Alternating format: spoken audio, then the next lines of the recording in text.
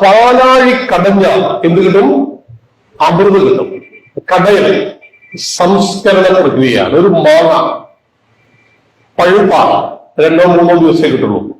പക്ഷെ അതിനെ സംസ്കരിച്ചാൽ വർഷങ്ങൾ കിട്ടും. ഒരു പാല് ചൂടാക്കി തണിച്ചു വെച്ചാൽ 1 ദിവസം ഉപയോഗിക്കാം. പാലിനെ മോരാക്കിയാൽ 2 ദിവസം ഉപയോഗിക്കാം. അതിൽ നിന്ന് തൈര് വേർപെടുത്തിയാൽ എടുത്താൽ 3 ദിവസം ഉപയോഗിക്കാം. പക്ഷെ ഈ മോരിൽ നിന്ന് വെണ്ണ കണ്ടെത്തിയാൽ 1-2 മാസം ഉപയോഗിക്കാം.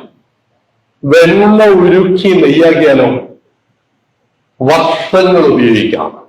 അതാണ് പാലിനെ സംസ്കരിച്ചാൽ വെണ്ണ കിട്ടുമെന്ന് പറയുന്നത്. ഈ മഹായജ്ഞം നമ്മുടെ ഉള്ളിലെ വെണ്ണയെ കടഞ്ഞെടുക്കുവാൻ വേണ്ടിയാണ് ഈ ശിവപുരാണ മഹായജ്ഞം നടത്തുന്നത്. കാരണം ദൈവം നമ്മുടെ എല്ലാവരുടെയും ഉള്ളിലുണ്ട്. ദ്യോതനാഥ് ദൈവ, പ്രകാശിപ്പിക്കുന്നതെന്തോ അതാകുന്നു ദൈവം.